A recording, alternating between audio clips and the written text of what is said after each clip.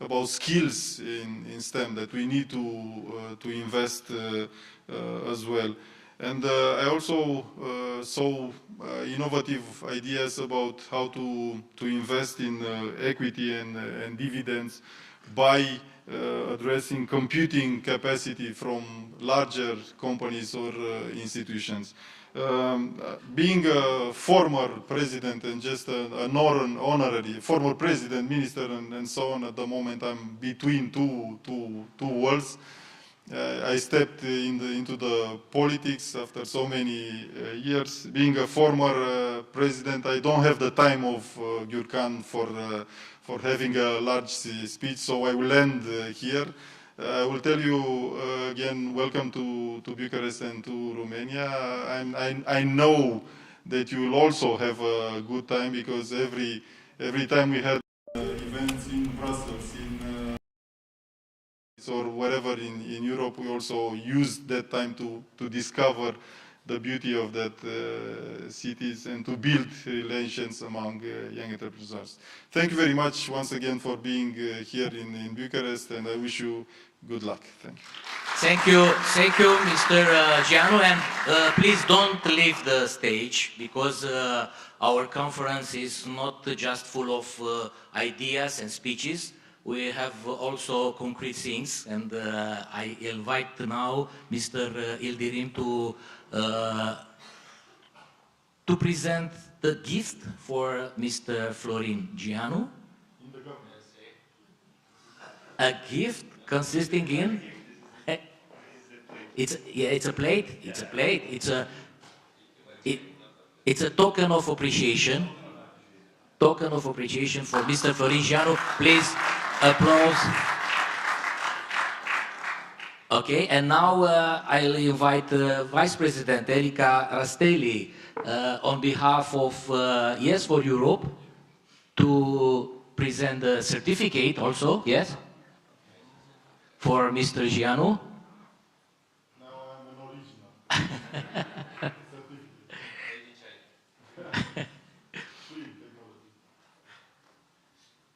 So a lot of surprises, and we are still on the beginning. Thank you very much. Teşekkürler, Mr. Ildirim. And now I am honored to invite Mr. Victor Ponta, former Prime Minister of Romania, to the microphone. Mr. Ponta, you have the floor. Good morning, bună dimineața, günaydın. Should I speak Turkish? I'm not here to lecture you because I'm a very, very old politician, but a very, very young entrepreneur. I just started my company 3 years ago after I was kicked out from politics, and I'm still learning in business. So that's why I'm here, only to support my Kardashim, Gorkan, to congratulate you for bringing the event to Bucharest. Bucharest is always, always better than Brussels, believe me. Only Istanbul is better than Bucharest for organizing events. And so I'm here just to support and to congratulate you, and to say that I'm so happy when I see a European organization led by a Turkish guy, because Turkey is Europe, and Istanbul is not only the biggest but the most beautiful European city. And I think you are always there. I had only one slight issue when he invited me. I said, of course I'm coming. Then he said, it's in the government building. And I was, no, please, not again, not in the government. I still remember 10,000 people in front of this building saying, Ponta, go to hell. So it's not my favorite place in the city.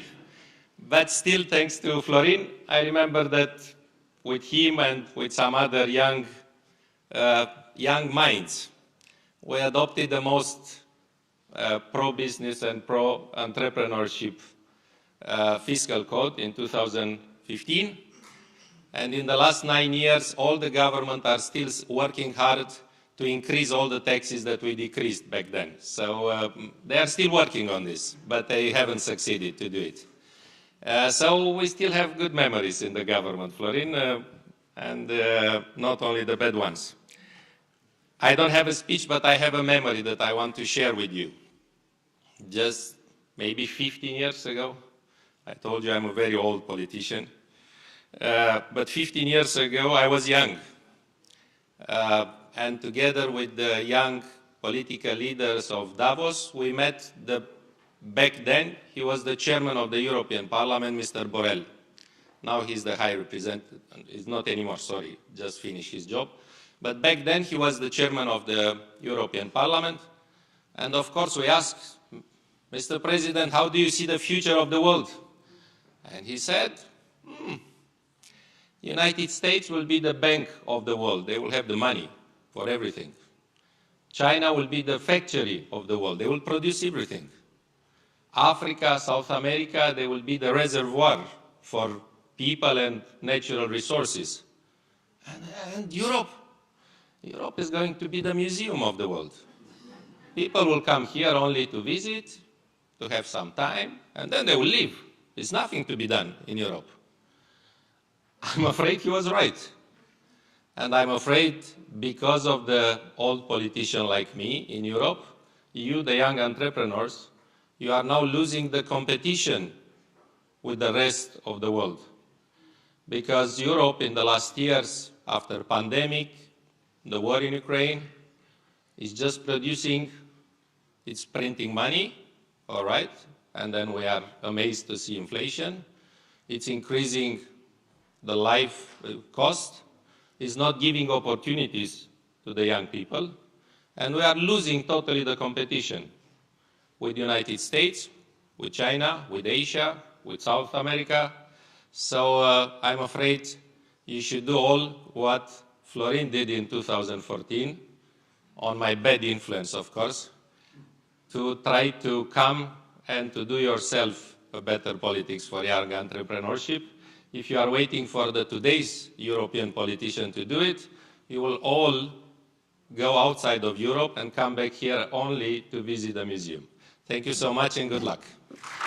Thank you, Mr. Ponta, and please come back because you also, you deserve also a token of appreciation from Yes for Europe. Mr. Ildirim will present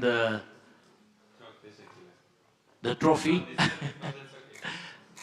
So applause for this moment and for Mr. Ponta's speech.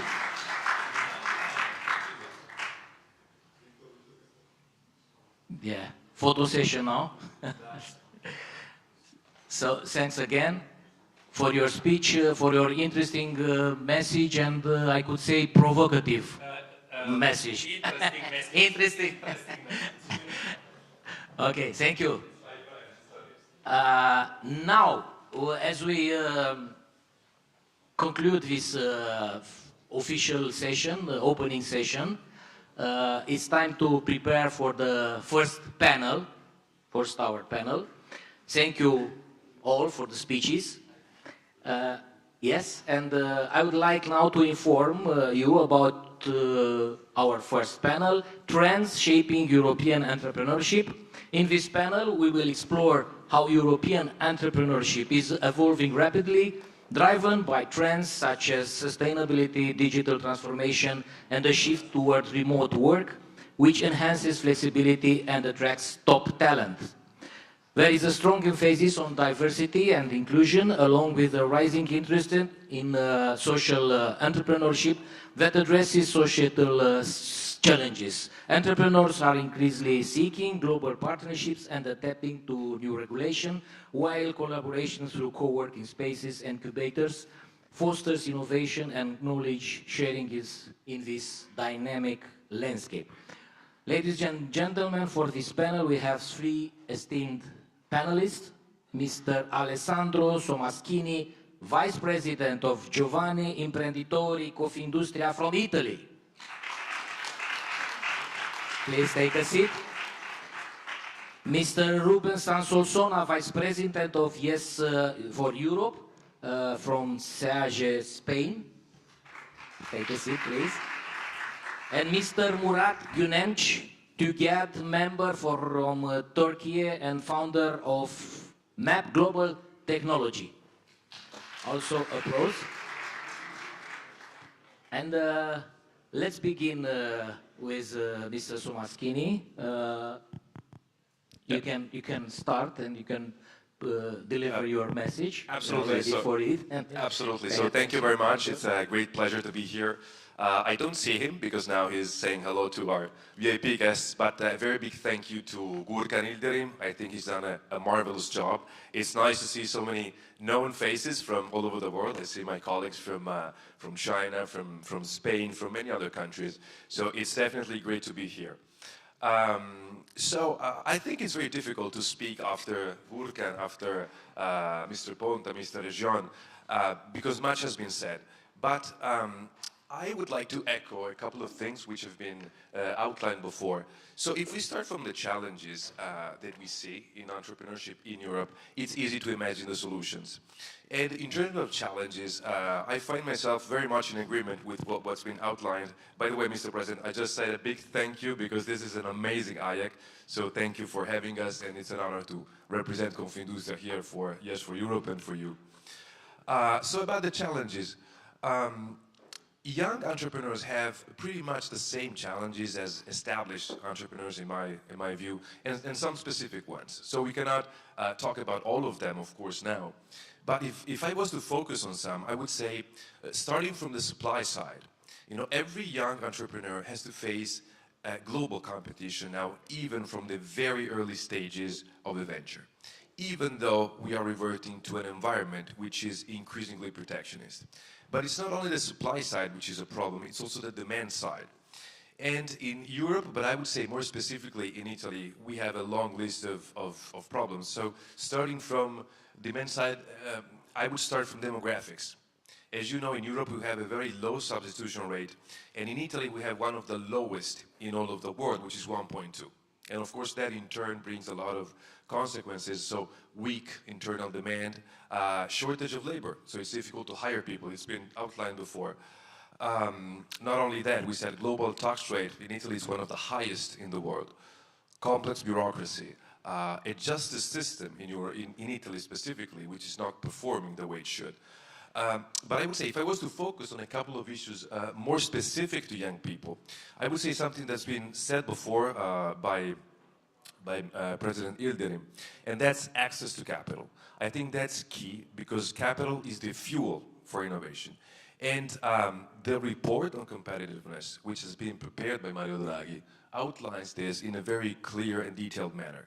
So in the last 50 years in Europe, we had there were no companies which could reach a market cap of 100 billion euros, like not a single one. And that of course wasn't the case for China and for the US. So that ties very much back with what's been outlined before. We're losing the competition with the US and China.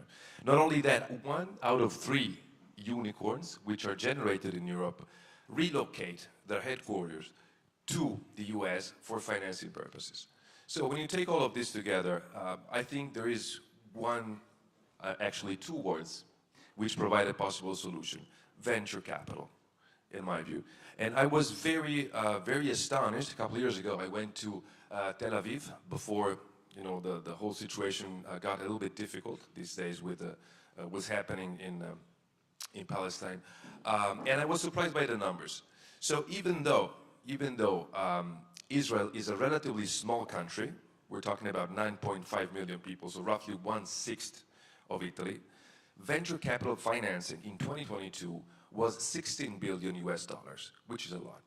But the numbers per se doesn't tell us much. It tells us something if we compare it with the numbers we saw in Italy in the same year.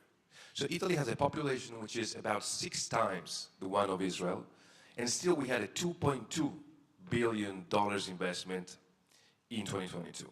So that means despite being a much larger country, we invested a fraction of what a real startup nation is investing. So that gives you an idea of how much room for improvement we have. Now, the second issue, very quickly, I wanted to touch upon is cultural barriers. So when you talk about young entrepreneurs, in Europe, but I would say specifically in Italy, we have the issue that young people are considered to be too young for too long.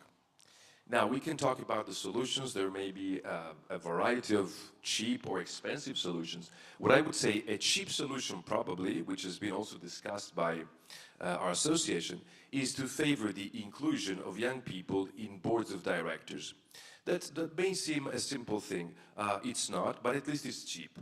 And I would say being included in boards of directors gives you a lot of different things as a young entrepreneur. First of all, it's a meaningful, very meaningful professional experience. It gives you a rare commodity in business, which is credibility, which you need as a startupper or as a new entrepreneur. And I would say it also gives you the possibility to expand your network in a way that few other professional paths can give you. So what I would say, crafting provisions that favor the inclusion of young people, and specifically women and young people, on boards of directors could be useful. The important thing is we do it on a voluntary basis, because companies don't need additional regulatory burdens. But for sure, providing tax credits, lower cost of financing, and all sorts of incentives to favor the inclusion of young people, I think can definitely be an answer.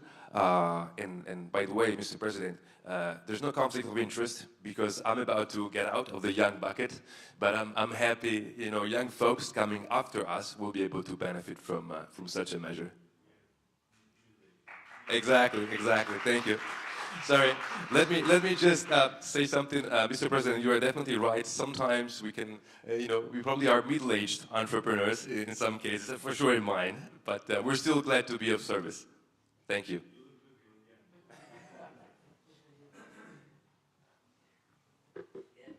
Thank you very much. Now I invite Mr. Solsona to speak, to address. Thanks a lot. Yeah, okay. About the current landscape that we see, Europe has a rich history of entrepreneurship with diverse and dynamic business environment, from the bursting tech hubs of Berlin and Barcelona to the innovative startups like the Stockholm and Paris. Our President Ildirim has already talked about that. So, despite all that successes, we face also several challenges that must be addressed to ensure a prosperous future for the entrepreneurs. One of the main challenges that Alessandro already told is the access to funding. Although Europe has made significant progress in the recent years, there's still a huge gap compared to other regions like United States.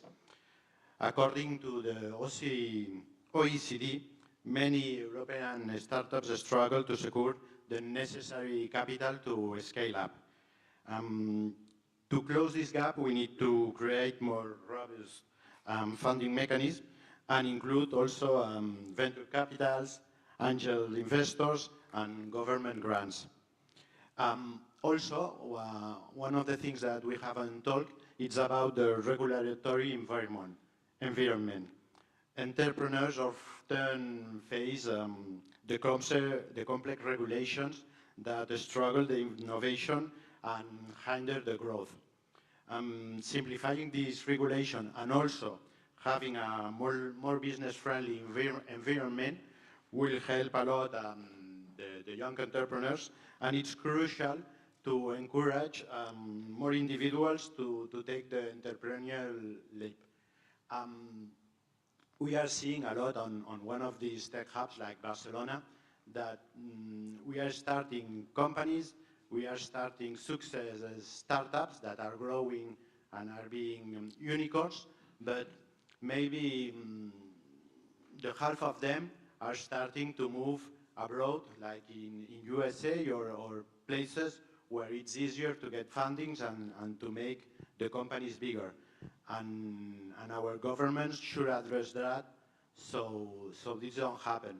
So I think that's a lot of work to do, and ourselves from Yes for Europe and also from our side like CEAGE, the Confederation of Young Entrepreneurs of Spain, we should take care of the rules and look for create a more nicer environment so that companies can grow up.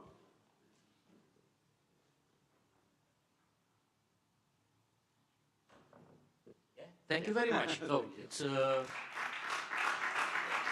we have time for new messages now, and I will invite to speak to have the floor Mr. Kunenc. Yes. Challenge accepted. Very, very well. Did I spell perfect? Even the Yeah. Turks can't say sometimes. Okay. TÜGİAD member from Turkey. Okay, thank you very much. Thank you very much. Mr. President, thanks for the invitation and the amazing organization and our hosts in Romania. And also, yes, for Europe, for the ongoing and sustaining support for the entrepreneurship in Europe. Today, I'd like to be a bit provocative and ask the question to you guys. If we have one more generation to live in this planet, and think about it, are we going to see the 22nd century? We're talking about entrepreneurship, economy, green agenda. But are we doing enough to see that through? Let me mellow that in a way. Are we going to be eating the same stuff? Maybe not us, but our sons and daughters. Are we going to be breathing the same air? Traveling the same way? Have the same conditions of living? Income distribution? Are we going to be still talking about the same problems again and again and again? And I think one of the major solutions we have, you put it very wisely, cheap and easy solution, is entrepreneurship. Because it challenges the status quo. It challenges the problems of this world. And I think the main trend we need to embrace is about challenging all the problems that we've been experiencing now at least 4 or 5 decades and start collaborating.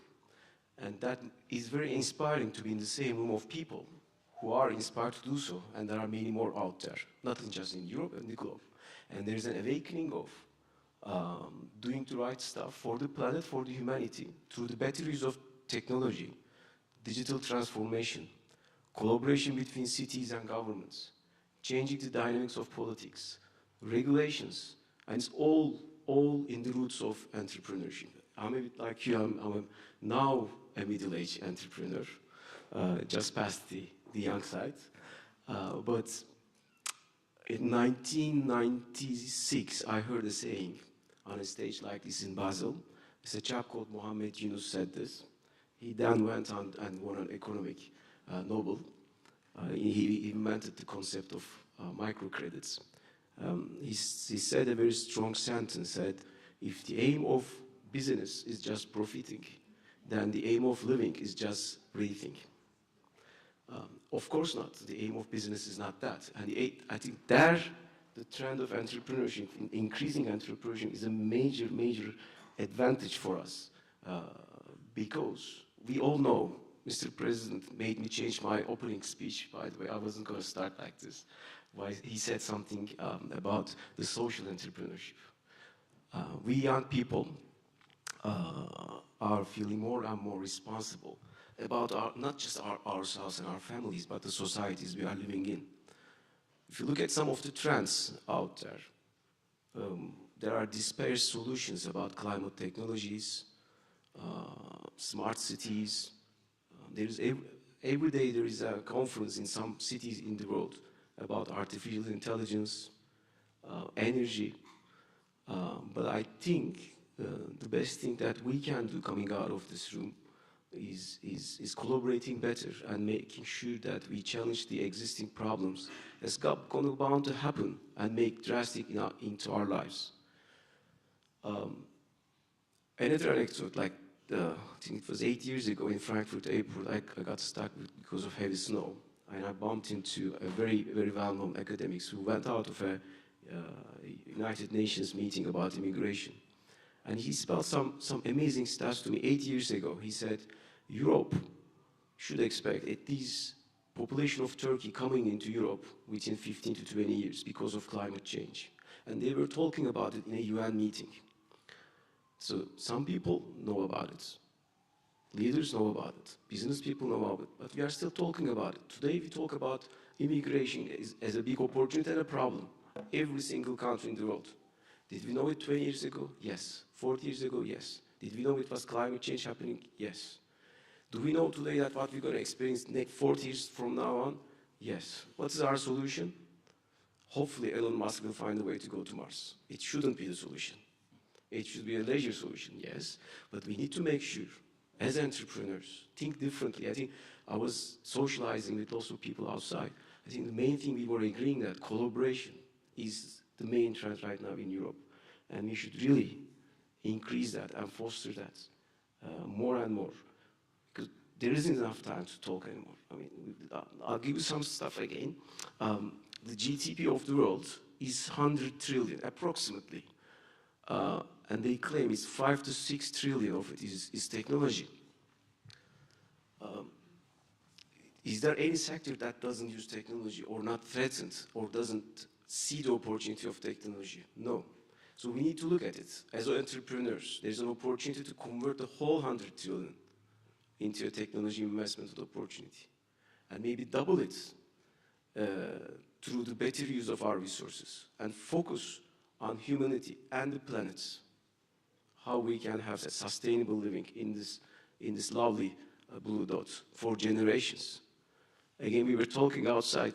For years, we decided in capitals of the world, in different parts of the world, that doesn't apply to the whole world. For developing countries and with countries' different priorities. Again, that's a huge trend. I think people are now aware that there is focus on individual nations, regions, and collaboration through that. And it's cross-border opportunities as well, because some opportunities are beyond, especially through technology, are beyond borders. There are 49 countries, until last week Turkey introduced as well, now 50 countries in the world that is using something called digital nomad visas. So if you have an idea and enough capital, and you can make sure that you can sustain your business, as an entrepreneur you can live anywhere you want, so there is no regulation. Hence, beyond that, I don't fully agree with the reach of the capital. If you have the right idea, if you are in the right place, where the ecosystem needs you with your solution and ideas, then money finds you. I think it's the time for all young and old entrepreneurs of Europe and the world to become more collaborative with each other and to become more collaborative and pushy with the decision makers for the good of not just themselves, but the whole planet, because there is something that's happening out there. Thank you very much. Thanks to our speakers. And now I will invite Mr. No? Do you want to? No, sorry, just more? very quick. I very much. We have time. We have time. Yeah. Okay, we are moving. like 3-4 hours. That's fine. In the end, yeah. No, just very quick. I wanted to say I very much agree with what you said, Murat, about planet Mars. It may be a good option for the future, but still we have to take care of planet Earth. Exactly. I agree with you because it's not so bad after all. Yeah. And yeah, so I just wanted to touch very briefly upon this because something we discussed this year within the G20 Young Entrepreneurs Alliance, of which I see many distinguished members here, is actually about that. So it's about trying to link the issue of job creation to the green transition. Because the way the Green Deal has been envisioned by the European Union in the last years has gone in a slightly different direction. So the Green Deal, the green transition, in order to be feasible, has to be sustainable, not only from an environmental perspective, which is very important, but also a social and economic perspective. And that goes very much along the lines of what's been outlined by Confindustria many, many times. Last month was the most recent occasion where the Confindustria President Emanuele Orsini outlined this very well with our Prime Minister. And we're definitely backing that line of thought. Yeah, so it's a very difficult challenge to align these two things. And I think it's different from China, for example. They have no this problem. Could be an obstacle for us as a member of European Union? Absolutely. I will not speak about China because we have our distinguished guests here. So for diplomatic reasons, I will say I don't know anything about China. But having said this, no, I have to say you're right. What we miss in Europe, though, is a pragmatic approach, which means we need to have detailed and realistic plans about how we're going to replace the jobs that are going to be lost. Otherwise, the plan will not be accepted. Yeah, you are right. So the focus in Europe, let's say like this, the focus in Europe is more on sustainability than in other places in the world. I think so. But you can. And do you know how much Europe is polluting globally in percentage terms? 8%. 8%. So whatever we do has a limited impact. And still we have the toughest legislation on that. Yeah. So I think we need to work a little bit on that. So whenever we pass a provision regarding the green transition, in my opinion, other than financial funding for the provision, so the money we need to actually enact the provision, we should also think about social funding. So what's the impact on the jobs? How are we going to replace the jobs? How are we going to replace or to evolve the supply chains behind those jobs? Because that's the key issue. In northern Italy, where I come from, we are specialized, for example, in the production of components for the combustion engine. Okay. And there are hundreds of companies which don't know whether they will have a job in 5 years' time, 10 years' time. It's hundreds of thousands of employees which are going to be somehow employed.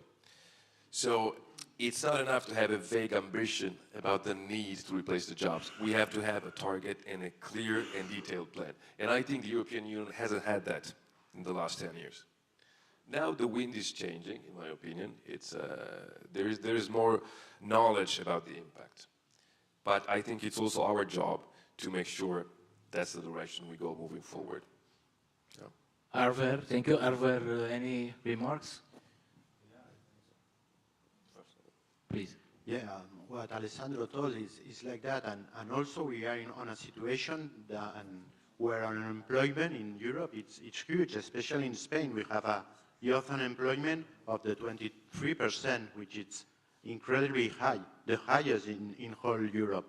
If we think that the actual companies can take all that amount of people and produce jobs, it's an impossible task. So the only way it's the entrepreneurs start founding companies and that they grow so they can have the self-employment but also generate more employment. And it seems we are only considering two ways, that it's the Green Deal, let's simplify it, and the digital revolution. But it should be a lot more sectors for addressing that. Because if the internal combustion engines or the automotive sector starts to fall, we will have lots and lots of people that will need a new job. Yeah? Yes, I mean, I want to say something positive about Europe at this point, because we've been talking this, okay? Great number, by the way. If it's 87%, I think the world economy is 15% of the GDP is Europe, or 15 to 17. So it's amazing, 50%. If you compare like output and the impact, I think it sets an example, and that's the best thing about the United Nations of Museums of Europe. Europe can set a good example, and because of the mosaic of that, and because of the roots going thousands of years, it can impact across the world. But when States does something, or China does something, or Turkey does something, it can be polarizing. But Europe, in its roots, we are like more like a mosaic. And I think Europe needs to use that as an advantage, especially in technology. Because when we talk about digital revolution we've been talking, I started industry in 2000 with IBM. We were talking about if things go bust, when we come year 2000, nothing happened. The numbers didn't go back in the calendars, computers keep working. We've been talking about digital revolution for the last 24 years, 25 years. Revolution typically happens in 2 to 3 years' time. But artificial intelligence revolution has happened We just haven't read the headlines yet. So I think Europe has a huge responsibility working with the entrepreneurs though. Otherwise, it's really going to become a museum. No one is talking about the regulations and ethics. In fact, they are discouraging the talk of ethics and AI in US, which is a huge, huge threat for all of us, because it can be used in very interesting ways. And I think Europe has a responsibility, not in the governance level, but at the entrepreneurs level, to have the best practices on AI and showcase that across the world, and maybe multiply those examples. I think it can start as a big trend. There are examples of it, but I think Europe can hold that fort. So, applause for this very interesting thoughts. As we still have a little time, we are in schedule. Just to summarize this panel, I want to ask you all to give us the top three trends in European entrepreneurship, just in few words. Yes, top three. I suppose it's very difficult to make such a top, but because you already spoke about a lot of interesting things, but let's try it. All right, I'll give you three words. Yeah. Friendshoring, nearshoring, and reshoring. Okay. Sorry, I just stunned you, but I didn't get it. three, so. Yeah. No, the issue is, Trends, in my view, trends. the trend we have to follow is we need to refocus on manufacturing. We need to rebrand manufacturing. I think that's key. That's very important because in the last decades in the West and specifically in Europe, we worked under an assumption which I think we now understand was not ideal, which was an advanced economy has to shift to services. Somebody else will do the manufacturing. And I see our Chinese friends nodding. You're right, because actually that fueled the growth of China. It was very smart. But I think now, both for ensuring supply chain security, to limit inequalities, because an economy based on services increases inequalities, and I'll also tell you a couple of examples if we have time, we need to go back to manufacturing. And it's got to be a cultural approach that we need to change. Because for decades, we've been telling young people that somebody else was going to do the manufacturing and we would focus on services. We've got to change the narrative, in my opinion. Because you've seen both in the US and in the UK, the shift to services led to very specific consequences. So in the US, for example, you've seen on the coasts, everything was thriving based on services. But the Midwest, the rural areas, the inland, where, by the way, I had the pleasure to live for a few years. Okay, I'm neutral because I'm from Findustre, so I don't support any political party. But yes, that was exactly where Trump has the majority of his votes. And you've seen that. I mean, there was a steep economic decline. And the same thing happened in the UK. So you've seen London thriving on financial services and the rest of the country struggling, losing its identity in a post-industrial time. So in my view, the single biggest challenge and opportunity at the same time, now, today for Europe, is going back to manufacturing, rebrand manufacturing, attract young people, young talent, not only employees, but also and especially managers and young entrepreneurs into manufacturing. And the future will be bright. Thank you. Great, thank you. Ventures capital and back to manufacturing. Another key words, key trends? Yeah, please, Mr. Solsana. Yeah, we need to be again a global leader in innovation and entrepreneurship. So from the trends, I think that what Alessandro said, so industrial reindustrialization, it's key, but we also should focus on our strengths that are the pharma, for example, all the scientific areas that we are huge, they are innovative, and we have a lot of best universities. So we should focus also on that kind of sciences that Europe it's ahead of a lot of countries. So from my part, industrialization, innovation, and our key points that we could be leaders again in a globalized world. Yeah, Mr. Günenç. Very hard to add, but I do agree with what you said, by the way, Alessandro. I think we need to go back to manufacturing with a story, like you guys did initially very well in 78 years ago. Create manufacturing of services and goods with a story. That links me into creative economy. Again, Mr. President said around $40 billion in Europe. We need to triple that, quadruple that in Europe. And it's a huge trend in gaming, digitalization of content, because people with robotics and automation of industries, people have more time to spend for leisure, to talk, to watch content. So again, Europe is seeing this massive trend around creative economy.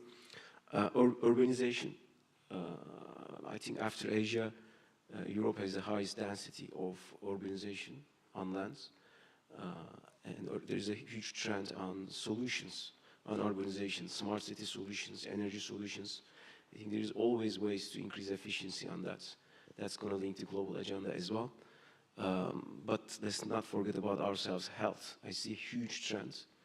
I think we can call ourselves young entrepreneurs in 20 years' time because of the human lifespan is increasing significantly. That is creating something else around health solutions, individual health solutions. Again, Europe. I see a lot of examples which is fostering in different parts of Europe on medicine development, elderly care, and again, focusing on vitality of individuals regardless of their age. It's a huge, huge, huge trend. Thank you all, thank you very much. And yeah, Mr. President, you are ready to present the awards for the speeches, No, the gifts. I would like to thank first of all Spain, Italy, and Turkey, so great fellows. But since we have the right to ask questions, Thank you wanted to ask a question, and I would like to, if I may, I would like to ask a question firstly. So I want to ask Alessandro Sommaschini. So we concentrated on the key challenges already in the current economic environment, but how can G7 policies be designed to better support the growth of inclusion in the labor markets? As you spoke about the manufacturing, this is my question to you. And if you can answer, I will be happy to hear that. And also, Tianki has a, I think so, question after me. Thank you very much. Thank you. I'll take willingly your question. I don't know if I'll take Tianki's question because I'm assuming it's going to be mean, but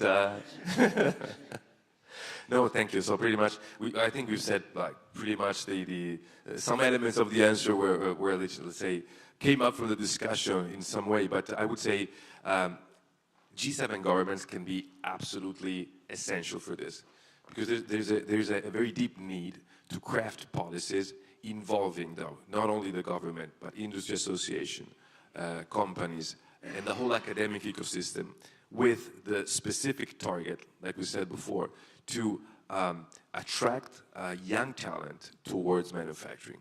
To me, that's a key point. And the key point is it has to be a collaborative effort. So governments don't have all the answers. So the more you can create a collaborative framework with industry associations, the more you can be effective. That's I don't know if that answers. Thank you very much. And yeah, you are so kind to ask. I hope not me, yeah, to answer. I'll try not to be. Yeah, okay.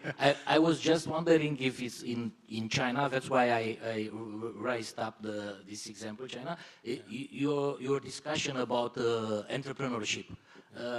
It's are going in the same terms.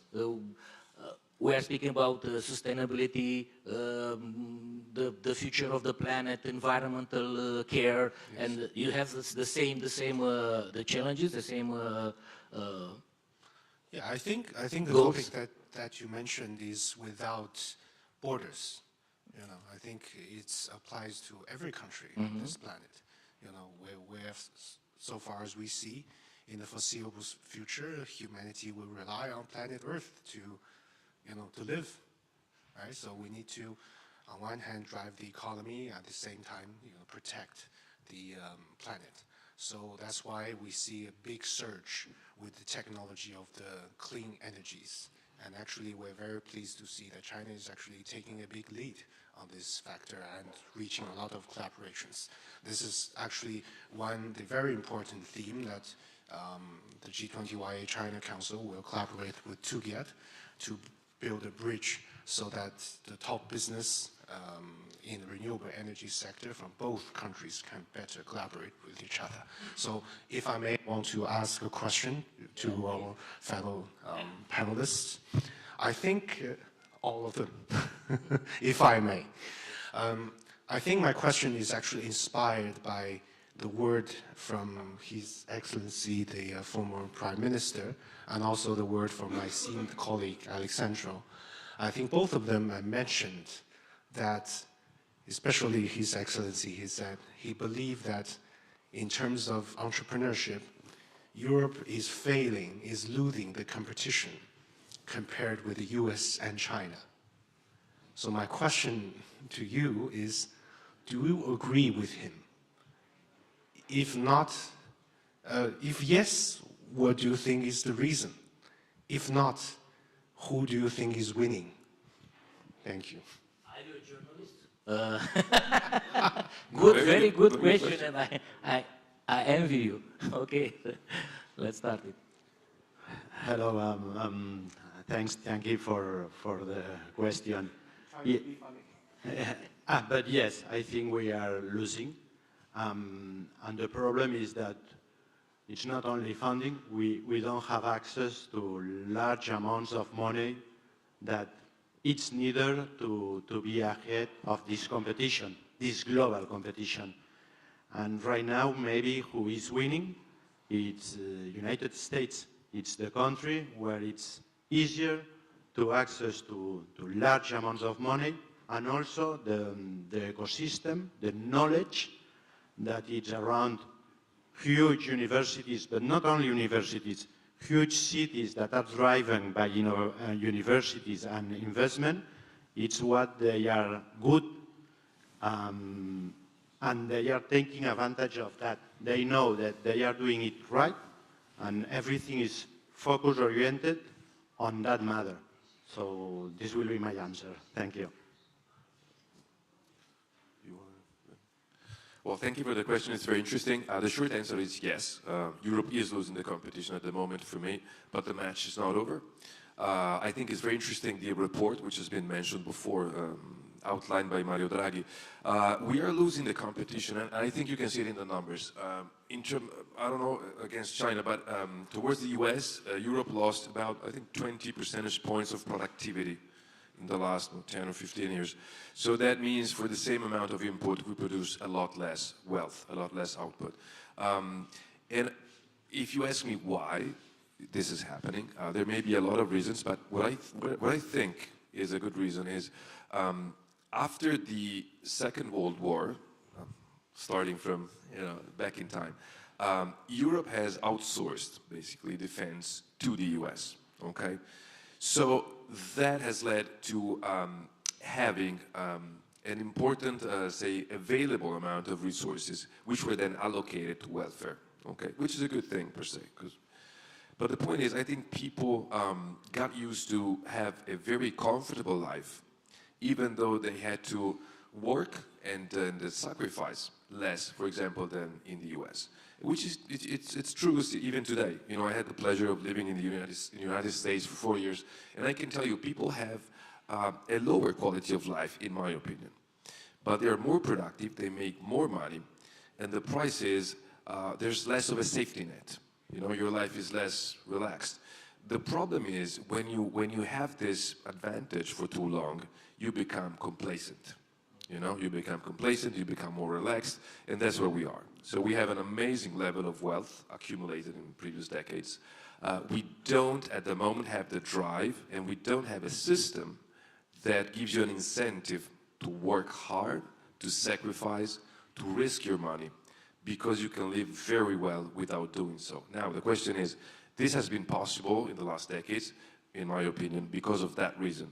Because we outsourced security, because the whole system was working. Okay. Now the question is, The tide is changing. As you probably know, we are required to invest at least 2% of our GDP in defense according to NATO agreements, and that's already a struggle. But I think that figure is conservative, because with what's happening around the world, probably is going to increase. So we will have less money to be spent on welfare, and Europeans will have to decide whether they want to, get back in the game. And here we tie back to the issue of innovation and venture capital. That's how you get back into the game, okay? We have to have maybe labor laws which are a little bit more business friendly, like in the US, maybe do a little bit less vacations throughout the year. I was very surprised. When I lived in the US, people in the company we had at the time were very surprised to see young kids coming from Italy, our engineers or line operators, and already having the right to an amount of holidays, which for them was absolutely unprecedented. Like, wow, it's amazing. So these guys have a month of holidays in a year. I have a week. Okay. After, a few years or a few decades, you earn the privilege of having more holidays. So it's a choice. It's a matter of choice. Do we want to compete or not? If I may, for how long do you think we can afford this laziness, this comfort, this privilege? Not long. If you ask me, I think in 2-3 decades, things will worsen. We will not fail as a continent, but life will be different, Also because the welfare system we have is very much put under pressure by demographics. Mm-hmm. So by 2040, 2050, we will not be able to pay the welfare payments and the pensions we pay now. So, but the thing is, it's got to happen now, the change, because it takes time. To be proactive. Yeah, of course. Yeah. And we got to think more strategically. Think about the energy issue, for example. In Italy, we pay 40% more than the European average. And in Europe, we pay electricity 2 to 3 times more than in the US. And we pay natural gas 4 to 5 times more than in the US. So, of course, that makes it difficult for companies to... But if a strategy, which puts in place... for example, nuclear power takes time, so we gotta act today. Thank you. By the way, there's a question at the end, just for yourself. I will answer. The best questions are the ones that you know the answer and you knew the answer before asking it. Yes, I think Europe is lagging behind. We all agree. But it is. I see this as a proximity and a timing issue, because it always goes up and down. And you use a very sentence. Some things are borderless. Some trends are borderless. I do believe the borders in most of the things we create are artificial. So whoever is winning is not the actual winner, because someone is losing. When we are talking about human-centric technologies, planet-focused outcomes, I think we need to pull everyone with us. But I see a trend across the globe. There are centers of excellences being created around urbanization and lowly dense countrysides where people would like to live. I think being proximity of those places and being out of the proximity of the conflict zones are defining who is winning in the sense of business. And I think right now states either deliberately or undeliberately is winning that, because they are away from many of the global world conflicts. Europe is in the middle of them. But time might change. And when I look at the next generation, I have 2 sons. They are more and more not regarding where they do live, but they are more looking at the things they would experience. Hence this point around center of excellences, around who is around you that can fund you, who is around you that can consume your services, where you can consume creative economy, watch your movies without any censorship or blockage, drive the best car without a lot of tax like we have in Turkey and Europe 3 times than the US. So it's about those things, and I think Europe, I'm more pessimistic, has 5 to 10 years because of these digital nomad visas. Anyone I'm talking around me in my kids' class at the age of 15 to 18, most of them want to move out to either Asia or Europe, US. be it the digital nomad visas. Thank you. Is there a question from the public? Yeah, we can afford it. Yeah, 2 questions. Okay. Yeah, you can have the microphone. Yeah, please. Thank you. Hi. Very interesting discussion. I have particular questions, just 2 parts of the questions for Alexandro and anybody else who wanted to answer. One is about that you talk about that industrialization is required, like you need, hello, yeah, to reinforce about industrialization. Don't you think that the major problem in Europe today is the legislative and not about the industrialization? Because if you see most of the legislation that has been done, that is very old, and time has changed with the new technologies like artificial intelligence, the processes and the way the things have been done in the old, specifically after Second World War, the labor would not be the same with all the new technologies and the way it is being done. So Europe is not prepared. Having said that, it's also like that today, Europe in artificial intelligence and all new technologies in machine learnings, it's behind to USA and also to China. So that is the first part. So I think it's more like a political problem of getting the whole machinery changing and adopting for that. So it's not that if you reinforce the industrialization and making it back through the processes is going to improve the economy, but more like getting the legislative part changed so that new entrepreneurship can adopt and go beyond that the other world is standing right now. That is the first part. I want your comments on that. And second, about that environment that Europe, the world is talking a lot. Don't you think that the definition that we have for the environment needs to be reconsidered, and there could be, because most of the time we're talking about the plastic and rubber, not realizing that these are the byproducts that is coming from petroleum. So if you are still using the petrol, you'll be getting rubber as a byproduct, or the plastic you're getting it. So as that goes for the batteries like cobalt that you need, that is limited in the world, and you need African resources to get it back. So this is not the solution, but the solution is more like finding an equilibrium in using those all energy resources. So are we addressing rightly the environment? And are we really replying to that problem and working for the environment that we call in sustainability? So how you see those things, because when we talk about the entrepreneurship and the sustainability, the environment is a very important part. So are we doing something right in defining that environment that we think that it needs to be? Or is it a time that we need to reconsider, like, what is the environmental impact that is more in finding a stable way of our behavior in consumption of resources and adopting that? So it all comes back to the same legislative. I just wanted to have your comments in these 2 sections. Thank you very much. Right. Thank you. Thank you. Thank you. So I'll try to remember the question because it was quite long, but I'll do my best. Thank you.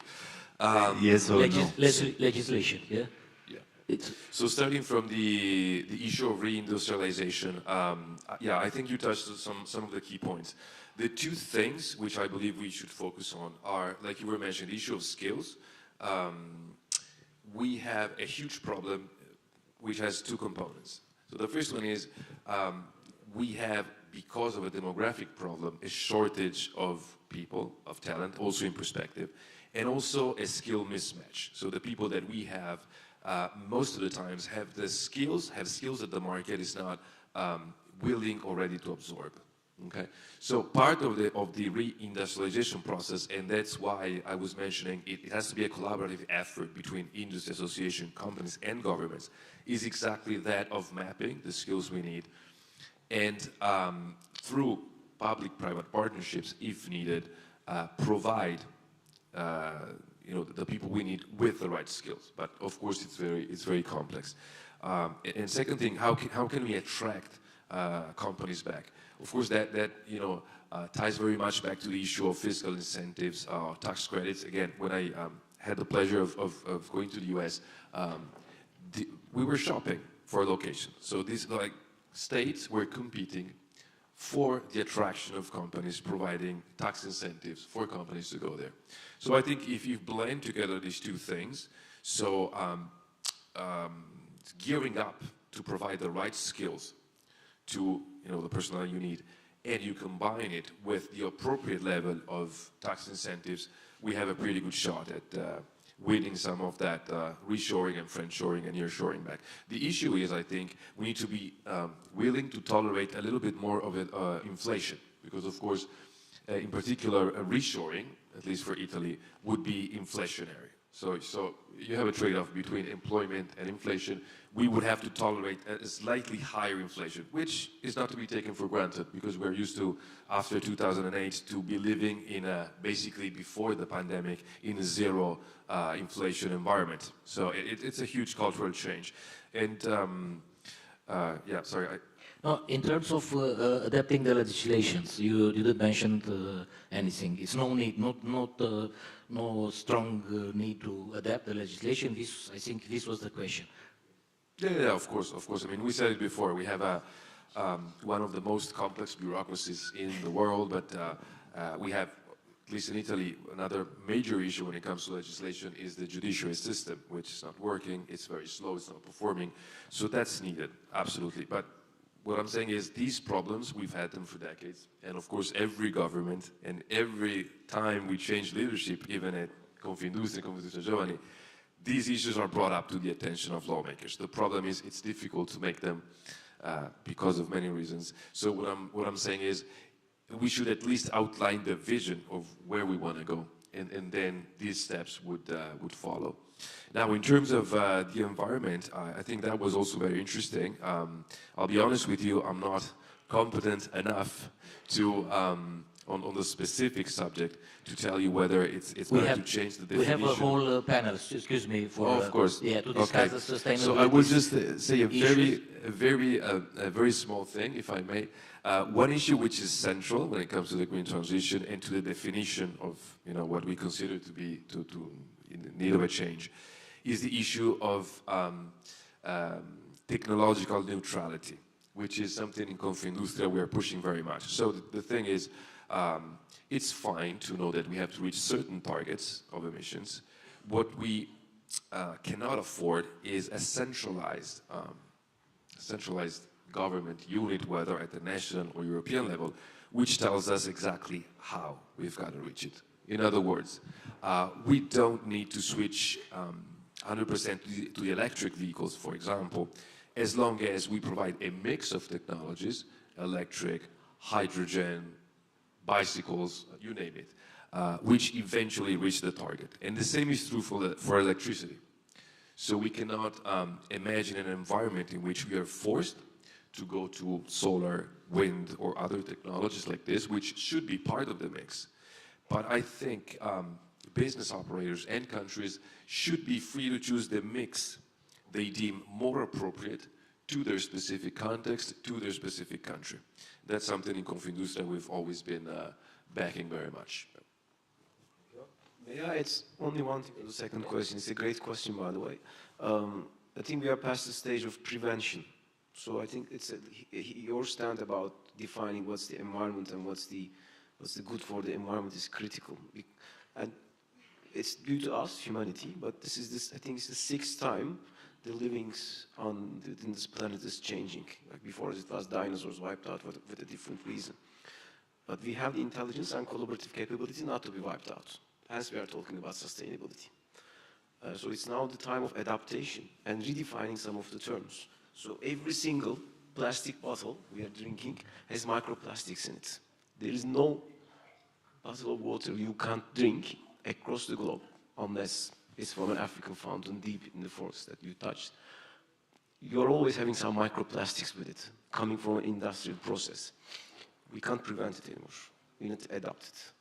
So I think we're at that stage of talking about sustainability, of humanity's adaptation to the new reality of this planet. Thank you. One more question, please. Please. The microphone. Thank you, Sergio. Thank you. Today I hear about energy, digital, manufacturing, and a lot of fields. But I want to ask, how about primary sector? The European production it's 7 times less, have 7 times less medioambiental impact, and is a model with a very high standard in food security. You are not thinking that maybe it's a model and it is a very innovative model to food production, and maybe could be a model that had to be the #1 in the world and to be the model of production of the food in the world, because in the next 20 years we need to produce 70% more protein in all the world for the necessity that the population has. And it is a necessity. Another question is, which is the priority? The competition or the basic necessities, because without food is not life, and not well-being, and not industry, and not economy, and not anything. It's very important maybe for Europe to have this autonomy and with less environmental impact, because this impact is global. If we bring the food that is produced in another place, this environmental impact is already done. So how you think that it's possible to make a better influence and to make a priority the food production in Europe, because we need to give food for the people that is living here, but for the tourists that come to see the museum. And I hope that has to be a living museum and not an archaeological place in the future. Thank you. Thank you. We have to invest again to first sector, especially agriculture, that Europe has already had in the last years. And what you say it's that we really have to look for an equilibrium between the internal production and the import and export side. So I think right now, from the last years, we are trying to back to production again, especially, but because of the product prices and also that the food produced outside Europe, it's cheaper. It's something very difficult to slow. We are on a global economy, so you cannot put barriers, and I think we are on that place right now. Yeah, no, I echo what Ruben's saying. It's a very interesting insight. The point is, the way we produce food is more sustainable, that's true, but it's also heavily subsidized. So I'm not sure on a systemic level in the continent, it's self-sustaining economically. I doubt it. Even just for geographical reasons. For example, if you go to South America, to Argentina or Brazil, the extension of land they have, the economies of scale they're able to display are just not reachable in any single country in Europe. So I would say yes, definitely. If we had a world authority able to enforce the same standards that we have, that would be an amazing thing to do. But unfortunately, I don't think we have an authority which is able to enforce such, such a model of production. And then you were mentioning, is it competition the priority or food production, if I understood correctly? I think the two things are tied, especially if you want to have a food production which is green, which is costly and so subsidized. You need to have a strong economy. But to build a strong economy, you need to build it on something else, in my opinion. So that ties back to the issue of innovation. So when you're able to generate resources with things that can make you money, then you can subsidize food production in a sustainable way.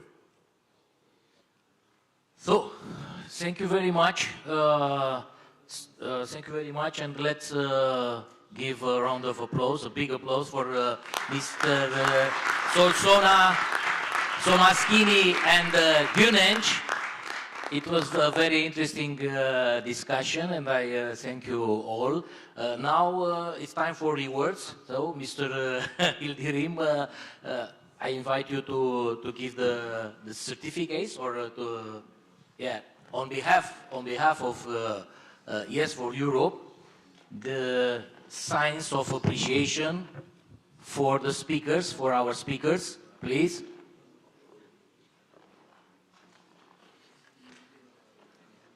So, Mr. Günenç.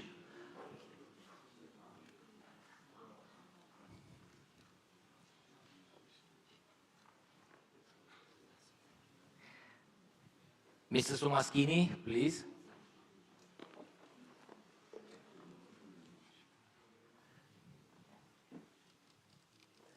So, as we are speaking about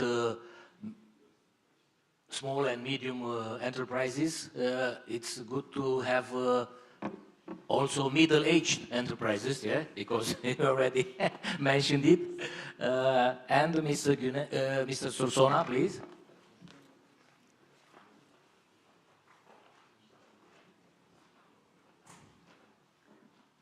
Once again, applause for this moment. And family photo as we are preparing for the second panel.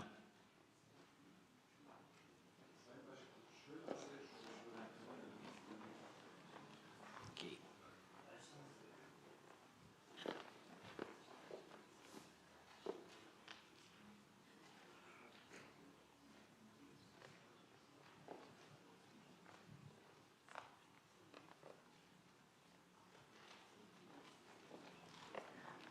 Thanks a lot. We are so we are going to have a break now. No break. Yeah. 10 minutes break. Yeah. Okay. So, as I already informed you, we are preparing for the second panel, but before that, 10 minutes break. Just 10 minutes, please, in order to be in schedule. Yeah, Mr. Minister, welcome.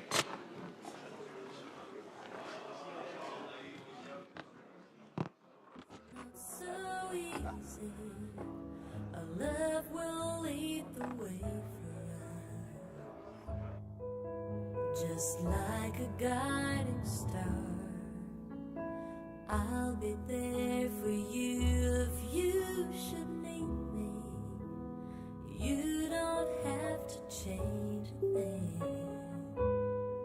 I love you just the way you are. So come with me and share the view. I'll help you see forever too. Hold me now, touch me now. I don't wanna live without you. Nothing's gonna change my love for you. You all know by now how much I love you. One thing you can be sure of, I'll never ask for more than your love. Nothing's gonna change my love for you. You all don't know by now how much I love you. The world may change my whole life through, but nothing's gonna change my love for you.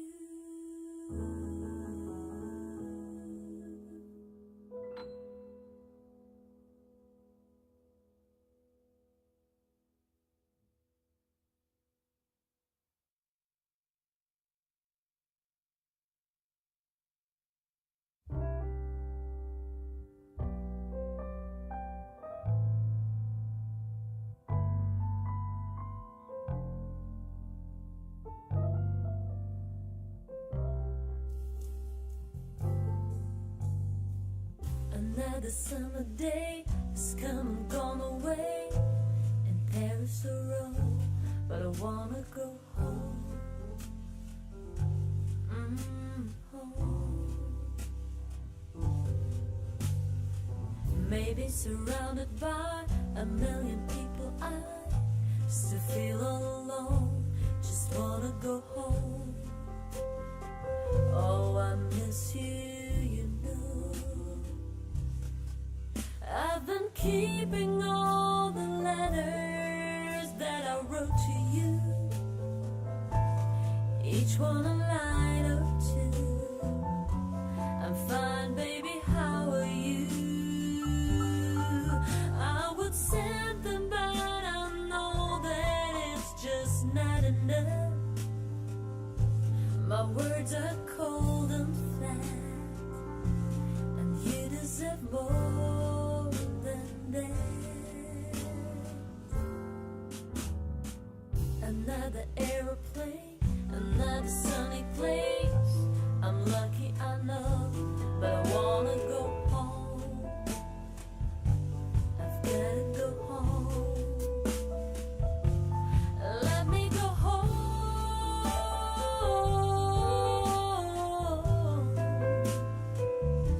I'm just too far from where you are. I wanna go home.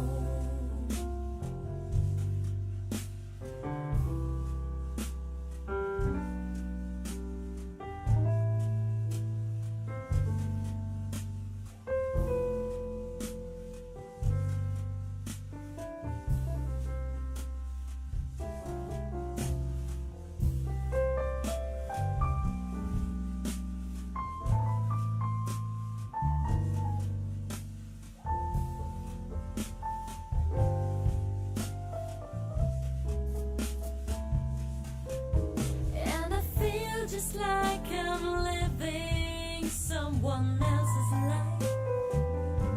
It's like I just stepped outside when everything was going right. And I know just why you could not come along with me,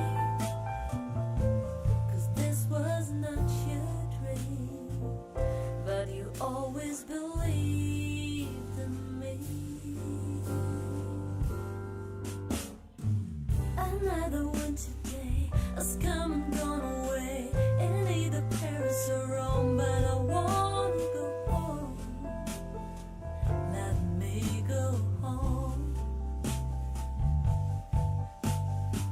And I'm surrounded by a million people. I still feel alone, and let me go home. I miss you, you know.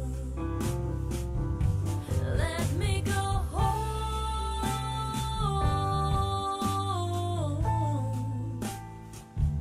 I've had my run, baby, I'm done.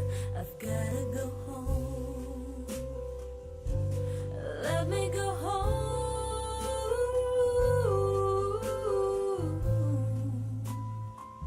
It will all be alright. I'll be home tonight. I'm coming back home.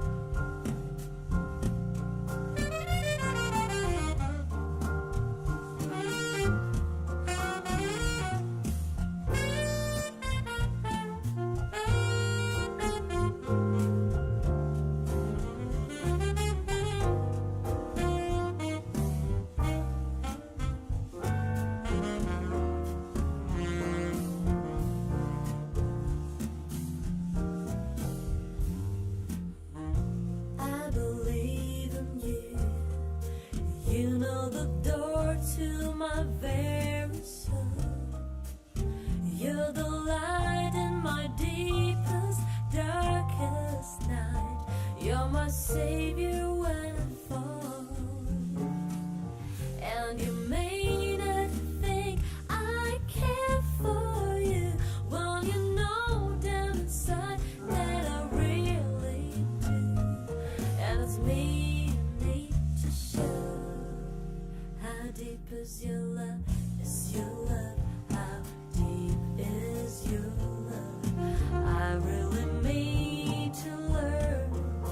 'Cause we're living in a world of fools, breaking us down when they all should let us be. We belong to you and me. How deep is your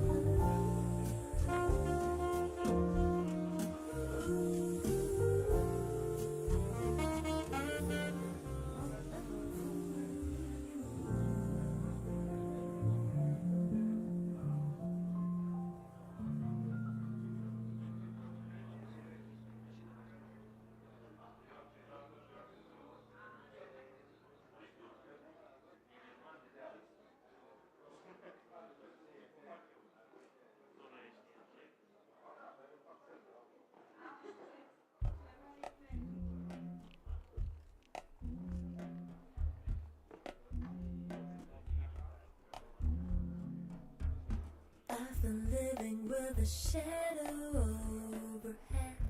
I've been sleeping with a cloud above my bed.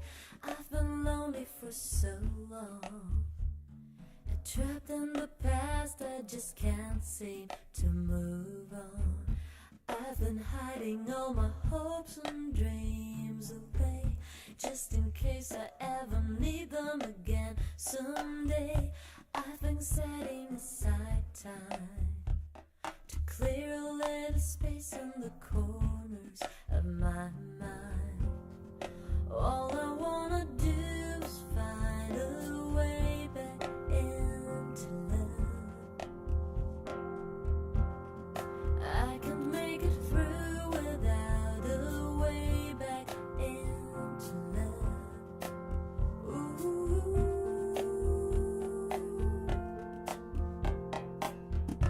I've been watching out the stars refuse to shine. I've been searching but I just don't see the sign. I know that it's out there.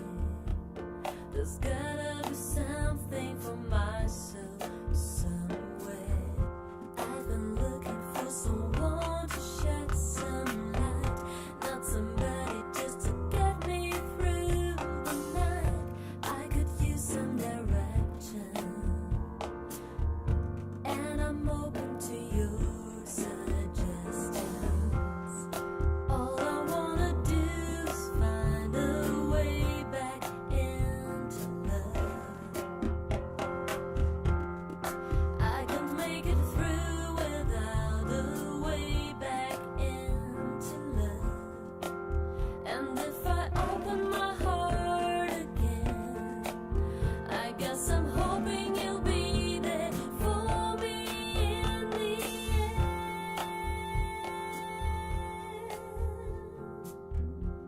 Ooh, oh yeah.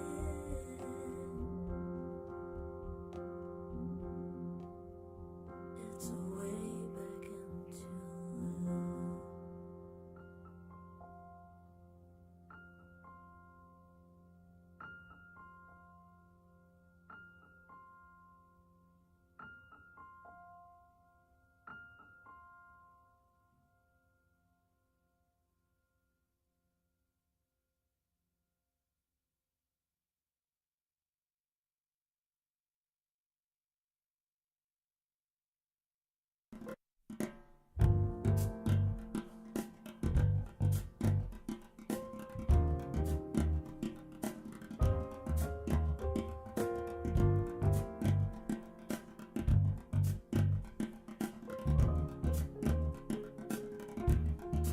You're just too good to be true.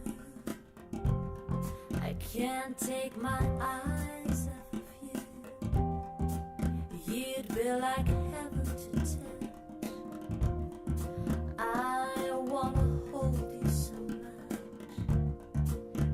long lost love has arrived, and I thank God I'm alive. You're just too good to be true. Can't take my eyes off of you. Problem the way that I stare. There's nothing else to compare. The thought of you leaves me weak. There are no words left to speak. But if you feel like I feel, please let me know that it's real. You're just too good to be true. Can't take my eyes off of you. I love you, baby. If it's quite alright, I need you, baby, to warm a lonely night. I love you, baby. Trust in me when I say, oh, pretty baby, don't let me down. I pray, oh, pretty baby. Now that I found you, stay and let me love you, baby. Let me love you.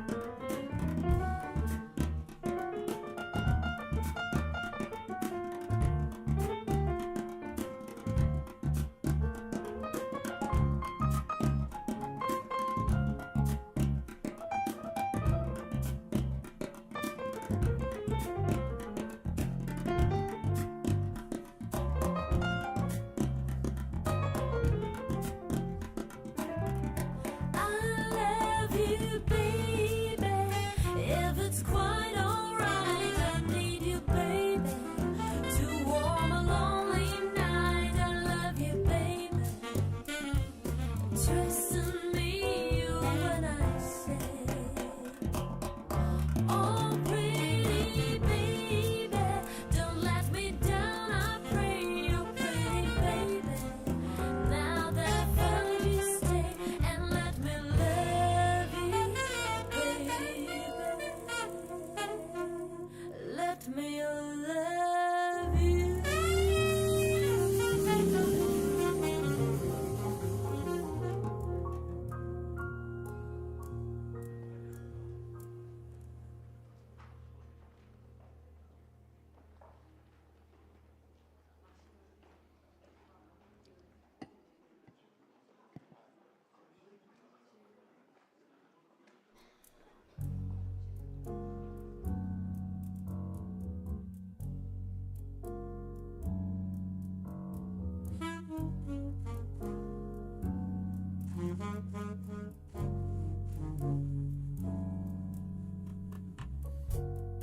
Don't go changing to try and please me. You never let me down before. Don't imagine you're too familiar, and I don't see you anymore. I wouldn't leave you in times of trouble.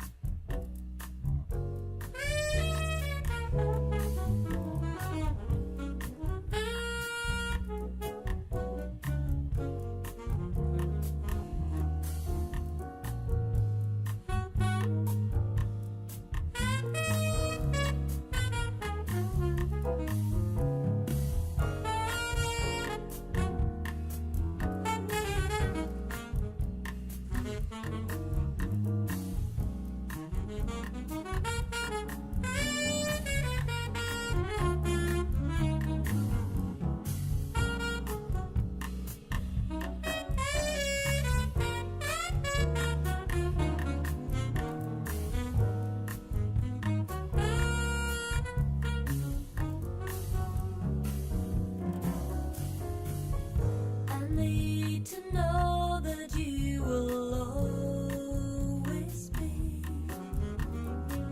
the same old someone that I knew.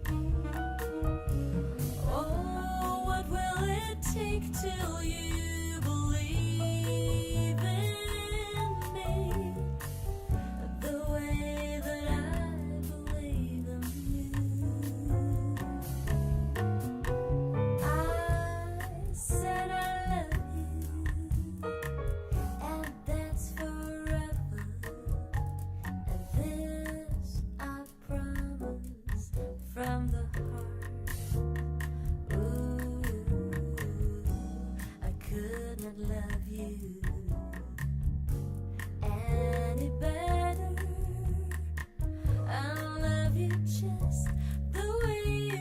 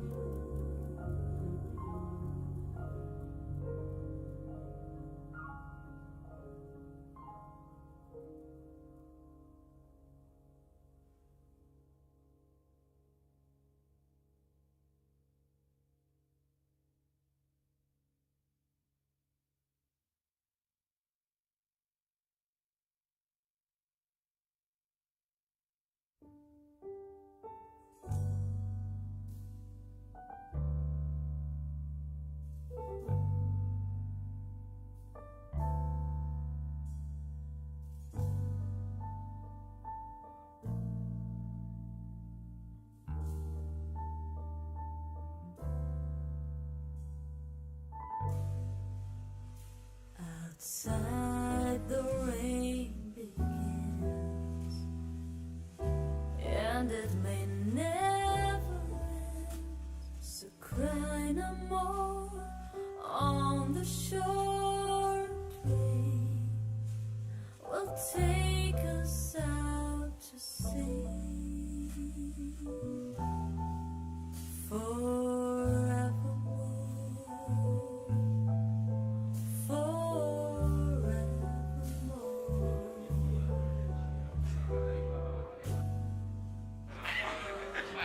Close your eyes and pray, and you can be with Nel senso, facciamo finta che stiamo praticamente facendo la conversazione, perché così facendo lui no,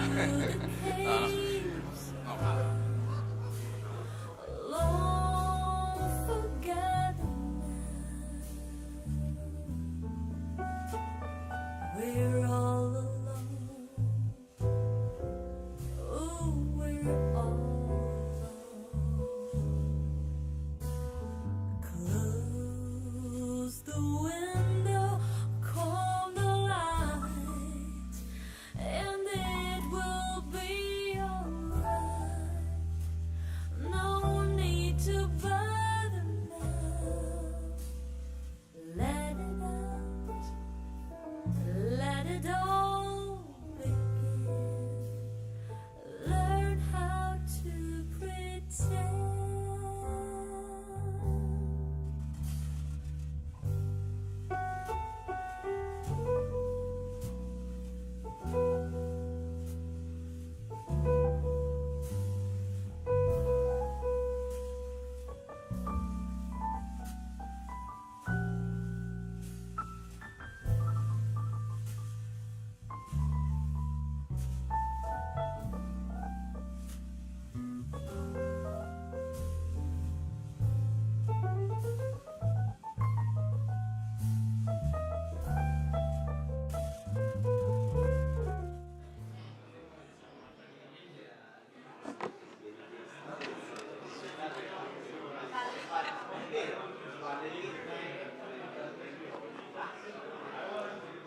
Time. Please take your seats. In a couple of minutes we are starting the second panel. We are waiting for the Minister of Energy, and in 2-3 minutes we start. Ah, here he comes.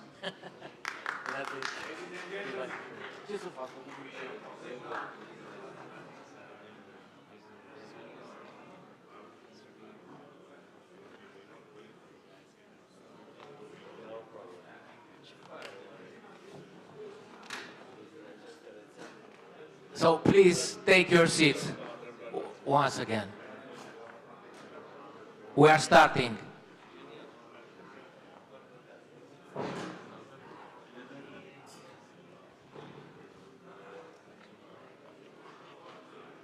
Ready? Almost ready.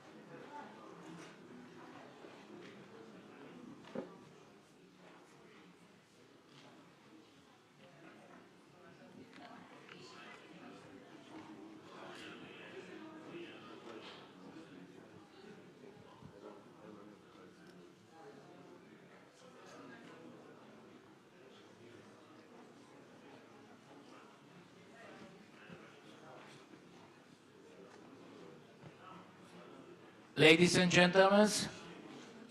gentlemen, for our second panel, okay, we're ready. We'll focus on the critical topic of sustainability through renewable energy. The topic is crucial for addressing climate change, resource depletion, and energy insecurity. By using clean energy sources such as solar, wind, and hydroelectric power, we can reduce our reliance on fossil fuels, improve air quality, and foster economic growth through job creation in emerging sectors. This transition not only enhances energy independence and security, but also aligns with corporate social responsibility, attracting eco-conscious consumers. Finally, embracing renewable energy empowers communities, builds resilient economies, and paves the way for a healthier planet and a good future for the generation to come. I am pleased to introduce our esteemed speakers. First of all, I am honored to invite Mr. Sebastian Burduja, the Minister of Energy of the Romanian government, to address the audience from the microphone. Applause and thank you very much. From there, thank you. Thank you all. It's good to see everybody. Thanks for the kind invitation. And it's always good to be among young people. I think I still make the threshold of being a little bit under 40. So I think that's the rule here, right? 40, 45? No, so I still have a ways to go. Well, I'm going to brag a little bit, and I hope you don't take it personally. But way too often, Romania and Romanians, it may be the same where you all come from, have been way too humble in displaying our resources, our expertise, our ambitious plans, and I don't think we have any reason to be humble. As a matter of fact, I think in this part of the world you find some of the most brilliant young leaders out there, and some of them will surely change the world. I'm sure some of them are in this room today. In my 1 year and 3 months as a Minister of Energy, we have managed to attract around 13 billion euros in grant funding, essentially free money from the EU, from the Recovery and Resilience Plan to the Modernization Fund. And much of that is towards supporting the green transition. Now, I think the first precondition of trying to show leadership is to speak the truth. So although your panel is entitled something green, I am not the biggest fan of green out there, and I'll explain why. First of all, the duty of a Minister of Energy anywhere is to ensure that energy is secure, the light bulb needs to turn on. And secondly, to ensure that energy is affordable and competitive. On energy security, and third and last, that it's as green as possible. And I think that's just a pragmatic and wise way to think about it. Otherwise, we can give up to ideology and realize that we're losing jobs, we're losing competitiveness, and sometimes we surrender our energy systems to countries that have used energy as a weapon of blackmail. And we all know who those are. So, first of all, on energy security, Europe as a whole has given up its freedom, I believe, for many, many years. Not Romania, and not because we're especially worthy of merit, but because we have been blessed with a lot of gas, which is very unusual in the EU. So we intend to use that gas as a transition fuel. I don't know if anybody's, a few of you are from the energy sector, I assume. If I can see a show of hands, just who here is from energy? Quite a few folks. So the idea is you cannot replace baseload production with intermittent production. There's a key figure in our energy system, and that's 50 hertz. That's the frequency of the grid. At all times, essentially, consumption and production have to match, factoring in imports and exports because we are interconnected. So if you take out coal, for instance, which is a way to decarbonize our energy system, you have to replace it with baseload production, which is current technologies provided, gas or nuclear. We have a long way to go until we can talk about hydrogen or biofuels or other types of energy that make commercial sense. And because otherwise we run into the second problem, which is uncompetitive energy, and that's not good for anybody. And so in Romania, though we have a very accelerated timeline for decarbonization, to give you an overview, today we produce around 15, 16, 18% of our energy from coal. At least based on current commitments by 2026, we would reduce that to less than 1%. So to do that, we have to invest in gas in the short to medium term, and then we have a very ambitious nuclear program to take over in the early 30s, 2030s, which involves large-scale reactors. We have 2 in operation since 1997 and 2007, and small modular reactors, which I'm a big fan of. I think you may have seen the recent Google announcement. I think Microsoft has matched it even more recently. So it seems that the path to the future has to do with small modular reactors. And I fully agree with those who say scientifically that there's no path to net zero without nuclear. So to all of you who are skeptical of nuclear and are also very favorable of green, the biggest question that is, I believe, still unanswered is, well, what do you do without? Coal, gas, and nuclear. Hard to imagine an energy system that is secure and affordable in the absence of those types of fuels. That said, we did not just leave green aside. So just to give you a little bit of an overview of our investment programs, many of you or all of you are entrepreneurs, so hopefully some of you will do business in Romania, and that's partly why I'm here. I want to send you this clear message that we're open for business, and I'm personally available to sit down with any of you who are seeking an investment opportunity in the country. So we have already financed around 1,800 megawatts in solar and wind. These are signed contracts with an important grant component. Around half of that investment, on average, is grants. We've also launched another ambitious program, 850 million euros, double the size of what I just explained. So, you know, we could have around 2,500 megawatts from that program. Again, grant money, probably going to finance around half of the capital expenditure. In addition, we are launching the first contracts for different scheme, which may sound boring to many of you, but it's a very cool instrument that many other countries have used to incentivize investment. The idea is to not use grants to subsidize capex, but to use a mechanism to ensure that the sale price of electricity is fixed for a number of years, for 15 years. It's simple. Basically, there's an auction. Investors indicate a strike price, and the lowest strike prices win, up until the capacity that we're auctioning in terms of megawatts. And so when we will sign the contracts, these investors will know that for 15 years they will sell electricity at the price that was struck during the auction. When the price in the market is higher, the investor compensates the state. When the price is lower, the state compensates the investor for the difference. Hence the name Contracts for Difference. In total, this year and the next, we are auctioning 5,000 megawatts of solar and wind.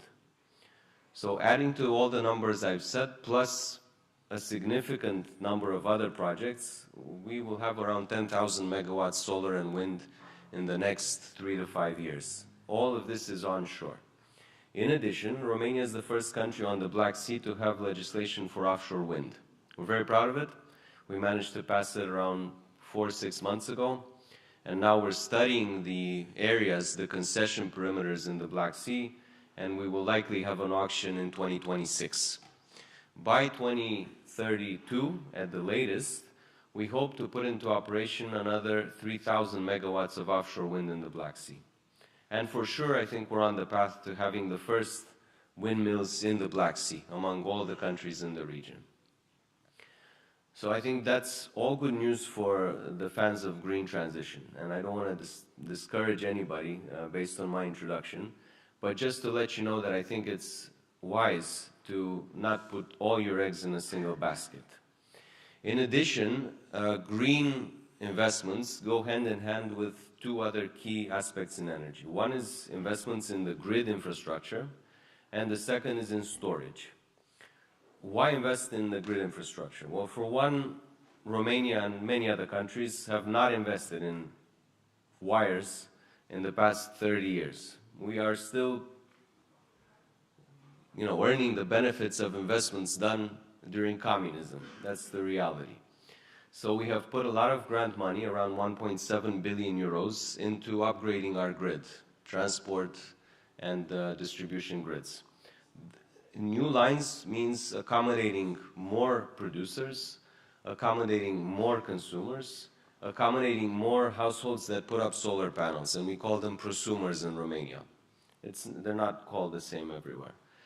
In Romania, just for you to have a sense, a few years ago, 2.5, 3 years ago, only about, I don't even know, up to 100, 200 megawatts were in solar panels on households. Today, that's 2,000 megawatts. So a 10-fold increase in only 2 years, thanks to some subsidy schemes from the government, but also thanks to a lot of households investing in the context of the energy crisis. By putting up solar panels, obviously, they can lower their utility bills. And so that's another key priority area we're focused on. So grids and storage. I'm a big fan of storage. It allows us to benefit from intermittent production of energy in the off hours. So when the sun doesn't shine, when the wind doesn't blow, we can store that energy, and battery technologies have evolved tremendously. They're a lot cheaper than they were 5, 10 years ago. And so we're also putting grant money in batteries, in total around 230 million euros. So if you're interested in battery technology, come talk to me. I'd love to hear your plans and help you not just install standalone or behind-the-meter batteries, but also produce them in Romania. Because one of the pitfalls of the green transition is in the context of Europe's deindustrialization, which is clearly happening. We end up paying with European taxpayers' money the production of faraway places, mostly China. I mean, that's just the reality. Nothing against China, it's just it doesn't make a lot of economic sense to subsidize the production of other markets that are in competition with us. And so we have a pretty aggressive program of building up local entrepreneurs in the energy sector, Even yesterday, we signed a contract for the production of solar panels in Romania, a new investment. We have a similar program for the production of batteries. And we hope, in the next few years, we'll have, with the prices of energy that I think will be quite competitive in our market, we'll be able to attract a lot of investors in battery production, in solar panel production, in other production of windmill components, including for offshore wind, and so on and so forth. So overall, I think all this is, pretty good news. I told you I'm going to brag, so I apologize for not being very humble. But I do hope I got your interest, at least to say, hey, what about Romania? And I'm a firm believer in the power of emerging markets. I spent 12 years in the US, I studied there, I worked there, I decided to come back. I'm still earning 3 times less as a minister than I was in Washington in 2016, 3 times less. But I don't think this is about salaries or money. It's about the impact you can have on the world. And so at the end of the day, because you're all leaders, I believe a life is measured by what you leave behind, truly, and not by how much money you have in your bank account, or how many vacations you go on, or how many beaches you relax on, but will there be a trail behind you? Will people remember what you did? I think that's a lot of responsibility, but given this audience, I'm comfortable in saying that to whom much is given, much will be required.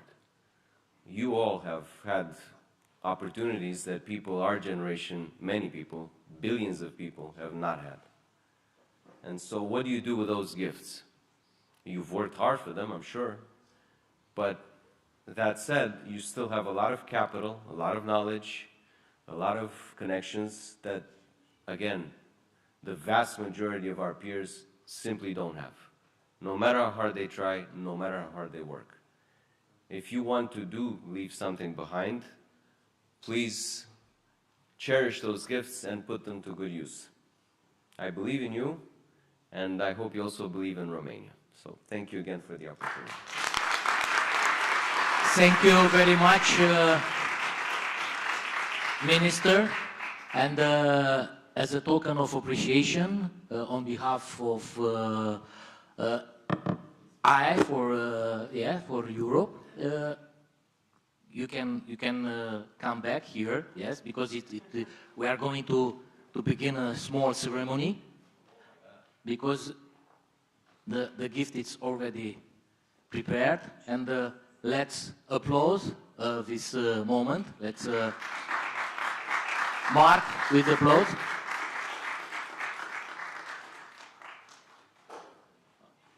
Yeah. So.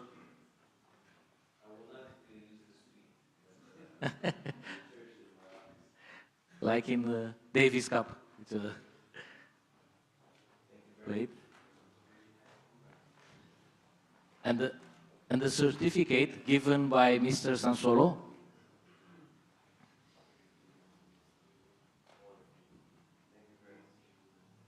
Vice President of I for Europe. Another round of applause. Thank you very much.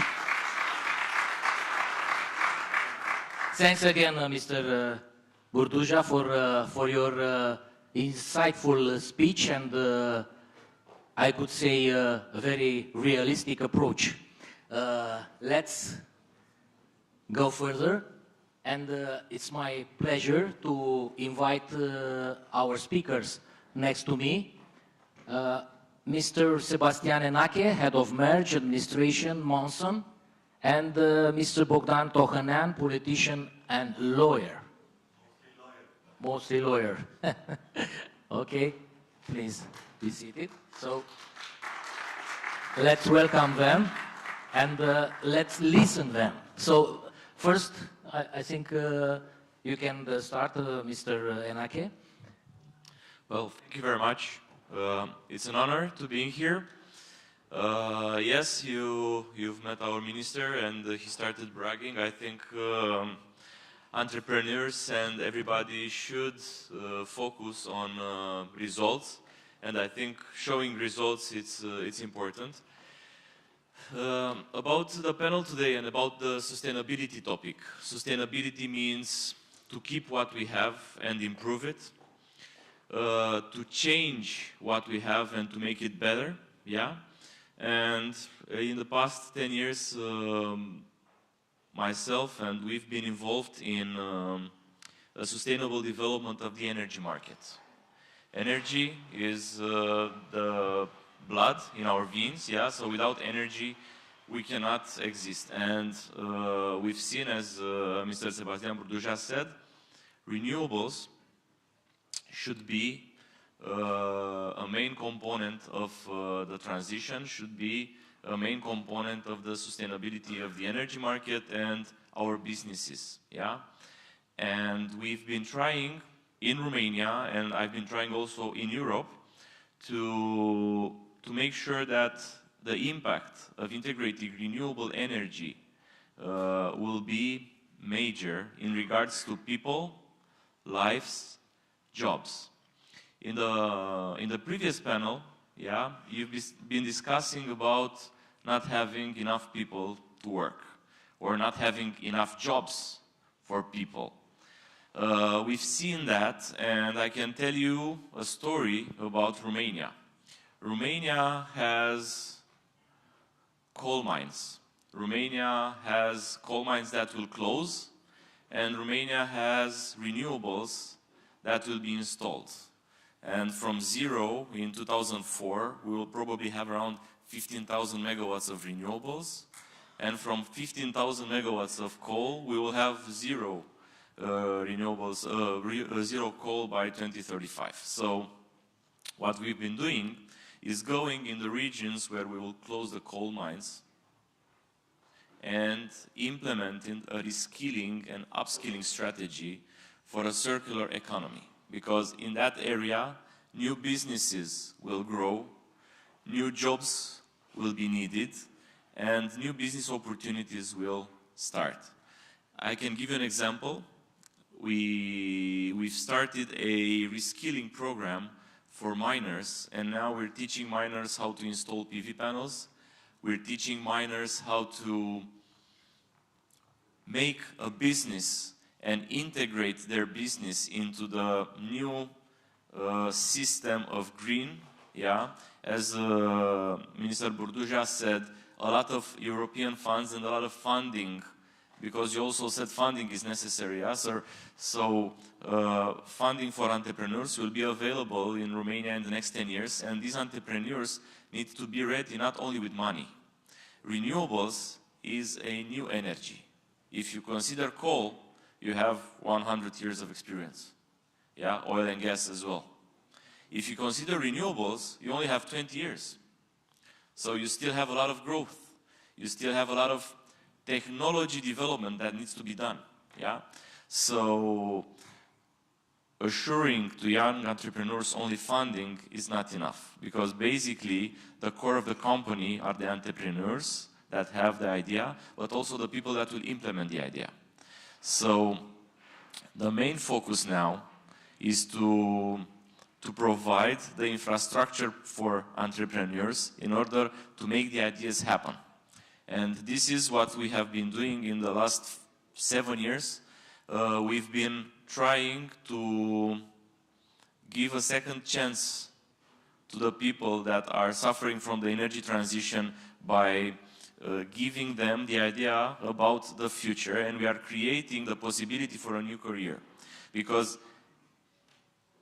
the reality is that you have 30-year-olds, 40-year-olds, 50-year-olds that are working in coal mines or in other subsequential businesses that are related to black and brown energy, yeah, that will lose their jobs, that will, the businesses will go lower, yeah, and you have to show them that they have a way to create their new career, yeah. So at least for the starters, I can say that